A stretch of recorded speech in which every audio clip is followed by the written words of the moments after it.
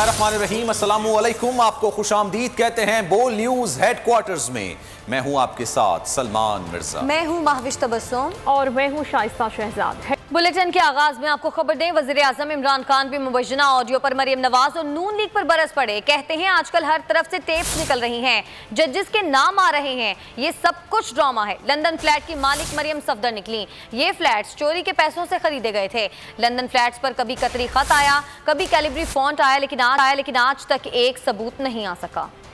Dates निकल रही हैं, जनाब जजेस के नाम आ रहे हैं। तो नौजवानों, एक चीज आपने समझनी है, 25 साल पहले मैंने जब पॉलिटिक्स में आया था तो मैंने तब कहा था कि पाकिस्तान का सबसे बड़ा मसला करप्शन है। अब बजाय ये कि आप सिर्फ ये बता दें अदालतों को या पाकिस्तानियों को कि पैसा आया किधर से ये लंदन 4 बड़े बड़े फ्लैट लेने, बजाय ये बताएं पहले निकाला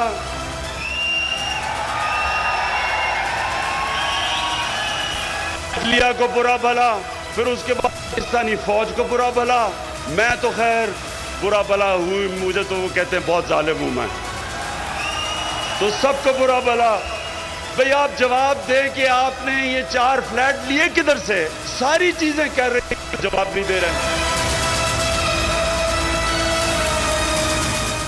ऑडियो गवाही, ऑडियो एतराफ, ऑडियो चार्जशीट और ऑडियो ही सब कुछ। मरियम नवाज साबिक चीफ जस्टिस पर बरस पड़ी।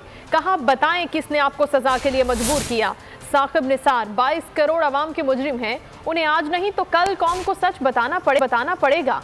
मरियम नवाज ने कहा कि साकिब निसार के गुनाहों का बोझ अदलिया न उठाए, अदलिया इस मामले से खुद को अलहदा कर ले। जजेस नवाज शरीफ को इंसाफ दें और अपने चेहरे से इस धब्बे को धोएं। मरियम नवाज ऑडियो के हक में दलाइल भी पेश करती रही, फिर ऑडियो के मामले पर अदालत न जाने का ऐलान भी कर दिया।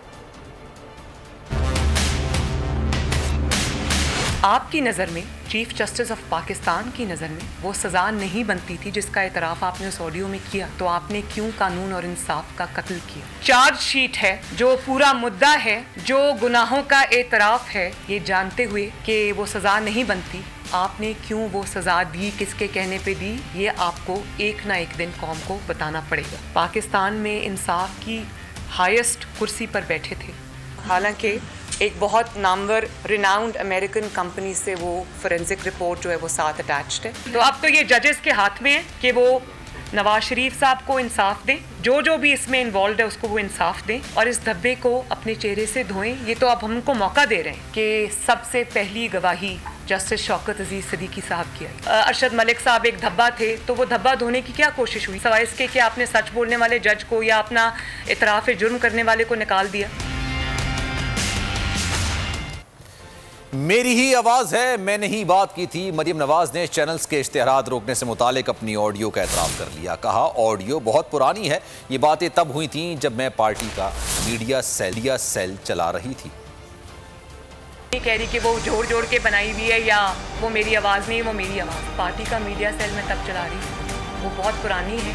लेकिन मैंने जब कह दिया कि वो, मैं ये नहीं कह रही कि वो जोड़ के मेरी फलां तकरीर से निकाल के बनाई गई हैं, तो मैं ये बात सामने आ गई।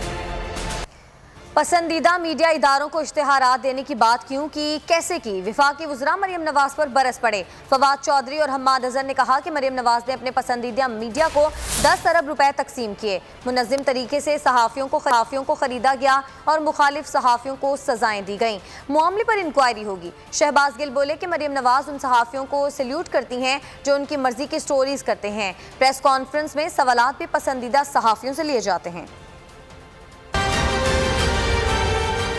10 रुपया मरियम नवाज ने अपने मनपसंद चैनल्स को बेचा। ये मैं आपको 10 अरब रुपया बता रहा हूँ सिर्फ इस्लामाबाद की एडवर्टीजमेंट। जो पंजाब की एडवर्टीजमेंट थी वो भी बहुत हद तक यही सेल कंट्रोल कर रहा था और वो भी ही की एडवर्टीजमेंट जो है वो की गई है। कुल मिला के आप समझिए कि तकरीबन 15 से 18 अरब रुपया सहाफ़ियों, मुख्तलिफ मीडिया ग्रुप्स में बांटा गया। आप ये जान के हैरान होंगे कि जो वफाकी हुकूमत के अरबों रुपए तो लगे ही लगे, सूबाई हुकूमतों के भी इससे ज्यादा पैसे लगे, तो उनसे भी सारा हिसाब मंगाया गया ताकि पता तो लगे कि भाई वो कौन से चैनल थे, वो कौन से मीडिया हाउसेस थे, वो कौन से प्रोग्राम्स थे जिन पे अपनी मन मर्जी की शोज कराए जाते थे या खबरों को दबाया जाता था। आप इधर तो सलूट कर रही थी सहाफियों को जिन्होंने कोई और ऐसी स्टोरी की जो आपको पसंद थी, और जिस बेचारे ने अपना हक हलाल की कमाई का काम किया, जो उसने एक स्टेटमेंट को कातिया पांचा किया, उसके बारे में आपको आज बड़ी तकलीफ थी और उनका आप पहले ही ऐड बंद करने कह चुकी हैं। क्या कैप्टन रिटायर्ड सफदर अवान ने नून लीग की हिकमत अमली बता दी? कहते हैं नवाज शरीफ जब वतन वापस आएंगे तो मरियम नवाज बतौर वजीर आजम उनका इस्तकबाल करेंगी। ये कह दिया कि अब एयरपोर्ट जाने से कोई नहीं रोक सकेगा और तुर्की की तारीख दोहराई जाएगी। इस्लामाबाद हाईकोर्ट के बाहर मीडिया से गुफ्तगू में उन्होंने कहा कि अब सिनेमास्कोप फिल्में आएंगी, कोई स्विमिंग पूल, कोई वॉशरूम में गिरा हुआ है।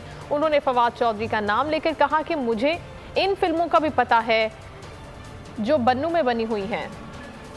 जानेगी जिस दिन कौम को इंशाल्लाह हम लाहौर एयरपोर्ट पे दावत देंगे ना, 4-5 लाख लोग जब अंदर घुसेंगे एयरपोर्ट पे, अपने कायद को रिसीव करेंगे। और मज़े की बात यह है कि जब उसको कोई रिसीव करेगा तो उस वक्त उसकी बेटी बतौर वज़ीर आज़म उसको रिसीव करेगी। इस वक्त तो जी पूरी स्क्रीन पे मरियम नवाज की तस्वीर नजर है। फिल्म चलती थी स्क्रीन के आधे हिस्से में, और उसके बाद फिर फिल्म के साथ लिखा जाता था कि सिनेमास्कोप फिल्म।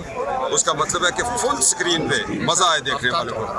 वो अभी वो फिल्म आने वाली है। कौम को पता हो गया जी, हर चीज़ का पता हो गया है। बड़े बड़े लोगों की फिल्में भी आएंगी। कोई स्विमिंग पूल में गिरा हुआ है, कोई स्विमिंग पूल से बाहर है, किधर गुमा हुआ है, क्या यार हमारी कौम का कैरेक्टर क्या है। फवाद चौधरी को जी देखना चाहिए, अपने माजी पर नजर डालनी चाहिए। पीपल्स पार्टी में आपने किया, काफ लीग में आप रहे, इमरान के साथ आप रहे। जब नवाज शरीफ ने आपको नहीं लिया तो आप हमें इन अलकाब से नवाज रहे।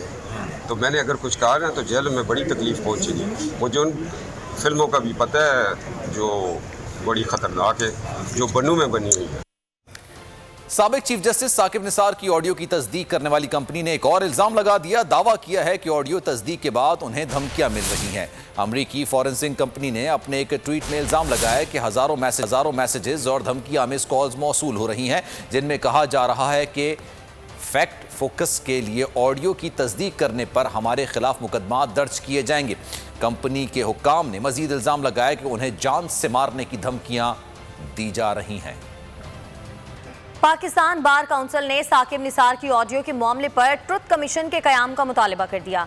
बयान में बार के वाइस चेयरमैन ने कहा कि राना शमीम का बयान हल्फी और साकिब निसार की मुबैना ऑडियो से अदालती साख मुतासिर हो रही है। हकायक का सामना आना जरूरी हो गया है।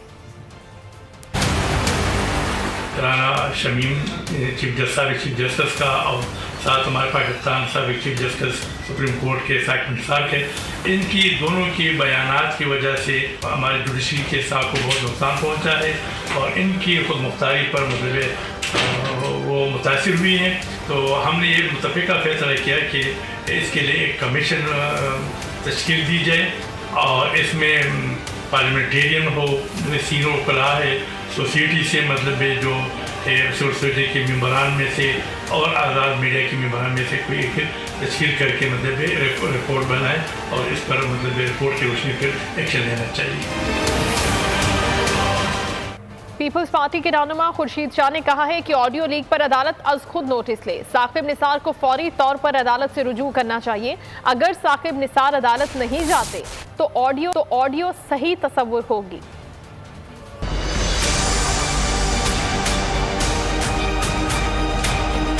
अल्लाह करे ये झूठ हो, हम अपने अदारों को कमज़ोर नहीं देखना चाहते और ये झूठ हो। और इससे बेहतर तरीका ये है कि इमीडिएटली साकिब निसार को कोर्ट में जाना चाहिए, इसको चैलेंज करना चाहिए। अगर उसने चैलेंज नहीं किया या अदालत ने सुओ मोटो नहीं लिया तो ये बात सही साबित नजर आए। तो इसलिए मेरी अल्लाह से दुआ है कि या अल्लाह ये चीज़ झूठ हो कि जब बड़ी अदालतों के जज साहबान ये सोच रखें तो बहुत खतरनाक बात। जहाँ तक PTM की बात है, सियासत में हर दिन एक तब्दीली आती है। पहले हम पार्लियामेंट के अंदर एक साथ नहीं थे, अब पार्लियामेंट के अंदर आपको एक साथ नजर आए।